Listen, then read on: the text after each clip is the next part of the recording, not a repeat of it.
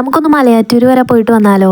ഈ വർഷത്തെ മലയാറ്റൂർ കാർണിവൽ തുടങ്ങിയിട്ടുണ്ട് കേട്ടോ. തുടങ്ങിയിട്ട് കുറച്ച് ദിവസമായി. അപ്പം നമ്മൾ പോണത് ന്യൂ ഇയറിൻ്റെ ഒരു 2 ദിവസം മുന്നെയാണ്. തിരക്കൊക്കെ കുറഞ്ഞിട്ടൊന്ന് പോകാമെന്ന് വിചാരിച്ചിട്ടായിരുന്നു. തിരക്ക് കുറയുമെന്നുള്ളത് നമ്മുടെ വെറും ഒരു തോന്നലായിരുന്നു. ഓരോ ദിവസം കഴിയുന്തോറും തിരക്ക് കൂടി വരുന്നല്ലാണ്ട് കുറയണത് കണ്ടില്ല കേട്ടോ. ഞങ്ങൾ പോയ ദിവസം തന്നെ നല്ല രീതിയിൽ തിരക്കുണ്ടായിരുന്നു. ഇപ്പോൾ വീഡിയോ കാണുമ്പോൾ നിങ്ങൾക്ക് ഏകദേശം മനസ്സിലാവുന്നുണ്ടാവും. മലയാറ്റൂർ കാർണിവൽ സ്റ്റാർട്ട് ചെയ്യുന്നത് ഡിസംബർ 25-ാം തീയതി തുടങ്ങിയാണ്. ജാനുവരി 1 ന്യൂ ഇയറിൻ്റെ അന്ന് പപ്പാനീനെ കത്തിച്ചുകൊണ്ടാണ് ഈ ഒരു പരിപാടി അവസാനിപ്പിക്കണേ കേട്ടോ.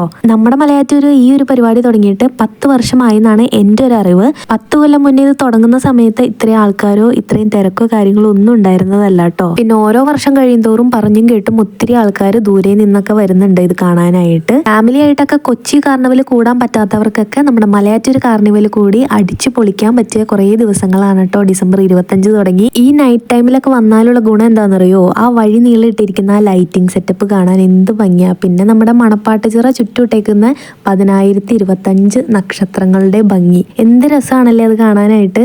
ആകാശൂഞ്ഞാല്, വഞ്ചി, മരണക്കിണർ, കുട്ടികൾക്കായിട്ടുള്ള കുറേ റൈഡ്, ഫുഡ് ഐറ്റംസ്, പിന്നെ കയറി ഇറങ്ങി ഷോപ്പ് ചെയ്യാൻ കടകളും, പിന്നെ ഓരോ ദിവസം അവിടെ കുറേ പ്രോഗ്രാംസ് ഒക്കെ ഉണ്ട്. നമ്മൾ ചെല്ലുമ്പോൾ ഗാനമേളയൊക്കെ ആയിരുന്നു കേട്ടോ.